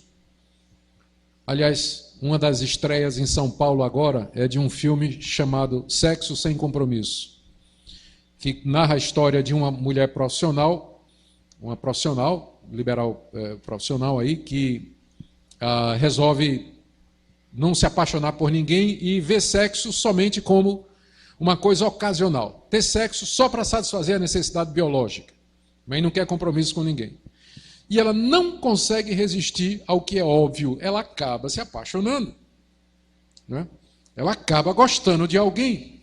Então, o filme, mesmo feito por uma produtora secularizada, retrata a realidade, que é o fato de que seres humanos não conseguem separar sexo da sua vida emocional, porque as duas coisas estão ligadas. O sexo foi criado para ser feito com quem amamos, no contexto do compromisso e da aliança. E todas as vezes que as pessoas querem sexo, mas não querem compromisso, então acaba acontecendo esse tipo de coisa. Mas o que está em voga hoje é ficar, é viver, juntar, ter vários companheiros e tudo mais, e isso acaba trazendo problemas. Nós já estamos vendo sinais disso, há grandes preocupações com isso, por exemplo, na Europa, onde isso é levado muito a sério. Se a Europa continuar no ritmo que está acontecendo, com um número menor de casamentos e de mulheres tendo filhos, vai acabar a Europa, porque o índice de natalidade é muito inferior ao índice de mortalidade. Quer dizer, está morrendo muito mais gente do que está nascendo na Europa. E no Brasil, a coisa já está no mesmo, já está diminuindo o número de filhos por família. As mulheres se casam menos, elas têm menos filhos. E daqui a pouco, né, o que é que vai ser da raça humana? O que causou tudo isso? O movimento feminista, o movimento homossexual, a revolução dos anos 60, sexual, e uma série de outras coisas que têm contribuído para que o casamento e a família sejam vistos como sendo coisa do passado, retrógrada, uma forma de escravidão. Não para nós. O povo de Deus, que ama a Deus e recebe a sua palavra, sabe que a família é uma instituição da parte de Deus, que Ele fez para o bem da raça humana, para a sua preservação, para a felicidade do seu povo, para a preservação da sua igreja, e, portanto, ela tem que ser respeitada. O casamento foi feito para durar. O casamento foi feito para ser uma expressão da relação entre o amor de Deus e a sua igreja. É isso que Paulo faz quando se refere ao casamento como sendo um tipo da relação de Cristo e da igreja em Efésios capítulo 5. Então, o casamento é sério para nós, é muito sério. E nós precisamos, então, vê-lo dessa maneira. Estava lendo uma pesquisa recente, ela não é tão recente assim, foi feita há uns 6 anos passados. Eu acho que se fosse feita hoje seria muito pior. Que foi feita com jovens que foram criados na igreja. Não é jovens que vieram do mundo e se tornaram crentes enquanto jovens, mas jovens que foram criados na igreja. A pesquisa foi feita com igrejas de todas as linhas, pentecostais, neopentecostais, históricas, que inclui batistas, presbiterianos, luteranos, metodistas, enfim, tudo que se chama de evangelho. E a conclusão foi estarrecedora. Mais de 50% dos jovens, a pesquisa foi entre jovens de 12 a 18 anos, mais de 50% deles já tinham tido sexo antes do casamento. Desse número, 30% tinha um parceiro fixo. Outros tinham parceiros irregulares, assim. Quer dizer, tinham aqui ficar, né? Vários já tinham ido para motel direto. Então, os pastores, a gente pode às vezes querer fazer de conta que isso não está acontecendo na igreja da gente, mas acho que o pastor levaria um susto se ele começasse a perguntar para onde é que os jovens da igreja dele vão no sábado à noite. E o que é que eles entendem por namoro? Então, a coisa é séria. Casamento é uma coisa séria. E nós precisamos ter cuidado com isso. Isso tudo acaba impactando também o culto a Deus. Essa deslealdade, e ele explica então essa deslealdade. Veja só o verso 15. Por que é que Deus é contra o divórcio? Deus é contra essa deslealdade, a fragmentação do casamento, o descaso para com o casamento. Esse verso 15 é provavelmente o versículo mais difícil de interpretar do livro de Malaquias. E eu vou dar uma das interpretações plausíveis, que eu acredito que é a menos problemática, tá certo? O verso 15 diz assim: não fez o Senhor um, mesmo que havendo nele um pouco de espírito? E por que somente um? Ele buscava a descendência que prometera. Portanto, cuidai de vós mesmos e ninguém seja infiel para com a mulher da sua mocidade. Essa parte final do versículo, portanto, cuidai de vós mesmos e ninguém seja infiel para com a mulher da sua mocidade, é fácil de compreender e é isso mesmo. O que você lê, o que você entende é o que você lê. É isso aqui. A dificuldade é a primeira parte. Eu creio que a primeira parte está dizendo o seguinte: que Deus tornou o homem e a mulher em uma só carne, conforme o livro de Gênesis nos diz, mesmo que sobrasse para ele o espírito para fazer tudo de novo, uma nova raça diferente, como ele poderia ter feito. Complicou, ficou pior, né? Deixa eu explicar, de outra maneira. Eu vou ler agora de outra maneira. Veja o texto comigo. Não fez o Senhor um, ele está se referindo à criação de Adão. E o um aqui é o ser humano, Adão, que inclui homem e mulher. Tá? Deus fez um. Qual é o contraste aqui? O contraste, por exemplo, pode ser com os anjos. Quando Deus criou os anjos, Deus já criou os anjos no número determinado e final deles. Existem hoje tantos anjos quanto existiram no dia em que Deus os criou. Se Deus criou 3 bilhões de anjos lá na eternidade, hoje existe 3 bilhões de anjos. Anjos não se reproduzem, eles já foram criados no número fixo da raça deles. Mas Deus fez diferente com a raça humana. Ele criou um casal, ele criou o primeiro casal, o primeiro homem e a primeira mulher. Mesmo que, volte para o texto, havia nele um pouco de espírito sobrando. Você pode traduzir assim, mesmo que houvesse em Deus mais espírito sobrando. Ele não soprou, ele não fez o boneco e não soprou nele o espírito de vida. Sobrava espírito em Deus para que ele tivesse feito dezenas de bonecos e soprado. Mas ele não fez, ele fez um somente, ainda que tivesse espírito sobrando para ele ter soprado 1 bilhão de bonecos se ele quisesse. Desculpa a linguagem, mas né, é isso que o texto está querendo dizer aqui, entendo. Mas por que Deus fez isso? E a pergunta é, por que somente um? Por que ele não criou já a raça humana toda? A resposta, ele buscava a descendência que prometera. Por que Deus criou assim?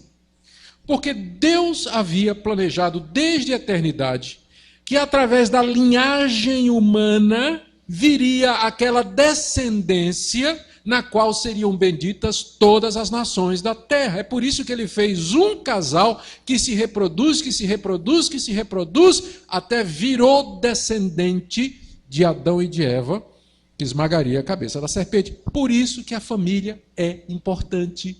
Ela faz parte do plano redentor de Deus. E é por isso que ele é contra o divórcio, porque o divórcio quebra isso. É por isso que ele é contra sexo antes do casamento. É por isso que ele é contra qualquer coisa que diminua o valor da família. A conclusão está aí, não é? No final do verso 15. Portanto, cuidai de vós mesmos. Fica atento. A família existe por isso. Deus instituiu a família com esse objetivo soteriológico, escatológico, faz parte do plano dele. Cuidai de vós mesmos, e ninguém seja infiel para com a mulher da sua mocidade. Agora dá para ver, né, o verso 16. Porque o Senhor Deus de Israel diz que odeia o repúdio. Essa é a única passagem da Bíblia onde nós temos a expressão do que é que Deus sente com relação ao divórcio. Repúdio aqui é o divórcio, é você repudiar a sua mulher, repudiar o seu marido. Não quero mais, vai embora, você segue o seu caminho, eu sigo o meu. Deus diz que ele odeia o repúdio. Por que ele odeia o repúdio? A resposta está no versículo anterior. Porque desde o início ele fez homem e mulher, uma unidade, uma biunidade. Por quê? Porque ele queria a descendência que ele prometera. E cada vez que na igreja há o repúdio, o divórcio, a separação, isso é um golpe no plano de Deus, no propósito de Deus. Isso vai contra, milita contra o ideal de Deus. Nós sabemos os efeitos do divórcio, da separação, do repúdio, nos filhos, na família, na sociedade. O próprio mundo lá fora sabe disso. De vez em quando sai reportagem aí dizendo, né, que os filhos de pais divorciados, eles é quem mais sofrem. As pessoas divorciadas, até que, mesmo que elas possam depois ter um casamento que seja melhor do que o primeiro, mas sempre vai ter as sequelas e assim por diante. Deus odeia o repúdio. E não só o repúdio, ele diz aí, também aquele que cobre de violência as suas vestes. É uma expressão difícil de entender, pode ser interpretada de várias maneiras. Se a gente for aplicar o contexto, talvez seja o que repudia a sua mulher e o faz violentamente. Podíamos incluir aqui a agressão física, o abuso físico e psicológico contra o cônjuge. Portanto, conclusão do verso 16, diz o Senhor dos Exércitos: cuidai de vós mesmos e não sejais infiéis. A fidelidade é o que Deus quer aqui. Quais são as lições que nós podemos tirar aqui para nós? Há várias delas. A primeira que eu queria trazer aqui é a preocupação de Deus com a identidade do seu povo, com a pureza do seu povo, a manutenção da verdadeira religião e a seriedade com que Deus olha a questão da família. Nós nunca podemos enfatizar isso demais. É sempre necessário voltarmos a esse ponto. A importância de todas estas coisas. Segunda coisa aqui, muito embora eu não vejo base bíblica para classificar o casamento misto como sendo um pecado mortal, todavia, casar-se com quem não compartilha a mesma fé em Jesus Cristo é, no mínimo, um atentado ao plano de Deus de ter um povo para si, uma família para si, que o adore em espírito e em verdade. Você está indo contra o propósito de Deus, pode saber disso. Eu sei que você está preocupado ou preocupada com a sua felicidade e você vê o casamento como sendo a porta para ser uma pessoa realizada e feliz. Eu queria que você pensasse nisso outra vez. Que nada nessa vida é tão sério e tão urgente que tenha que colocar você na contramão daquilo que Deus está fazendo, daquilo que Ele diz. A vontade de Deus, servir a Ele, é a coisa mais importante da sua vida. Uma palavra a quem está casado, com quem não é crente. Como eu disse, não é o fim do mundo, não é o pecado imperdoável. Muitas coisas podem ser feitas. Se o marido não quer largar, ou se a esposa consente em morar com você, não deixe.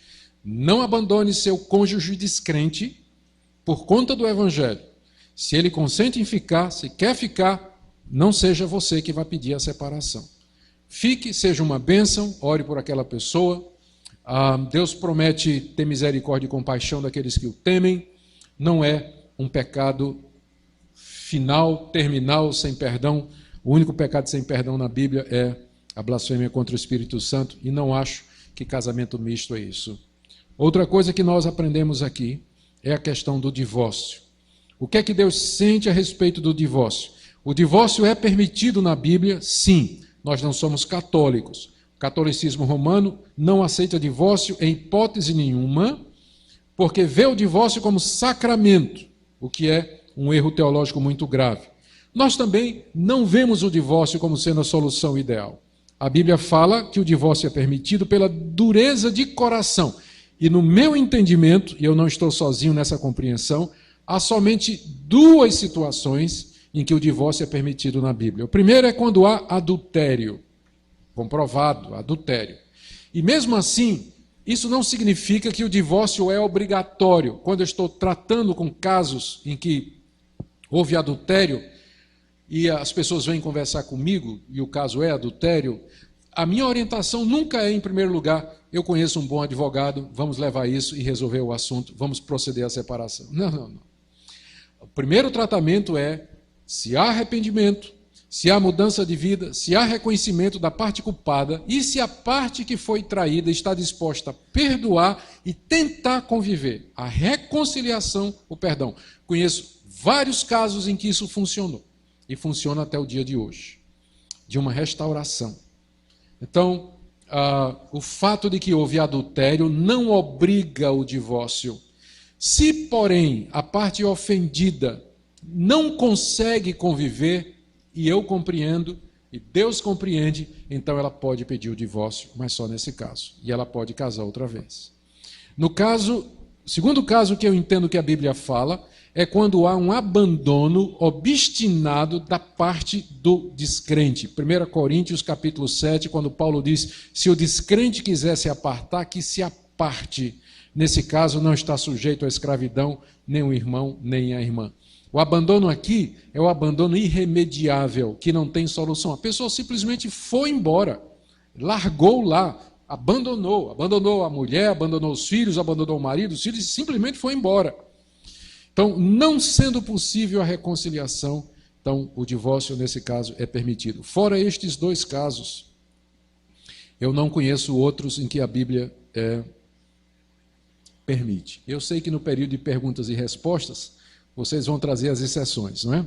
Então, nós vamos esperar o período de perguntas e respostas para responder a isso, porque eu preciso terminar aqui. Por que que isso tudo é importante? Porque estas coisas atingem diretamente o culto a Deus.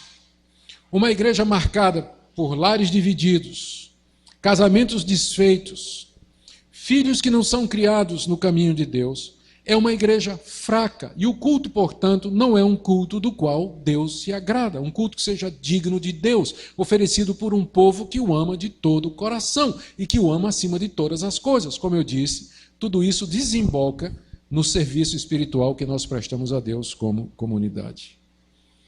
Da mesma forma que o casamento misto não é o pecado imperdoável, o divórcio pela razão errada também não é o pecado imperdoável.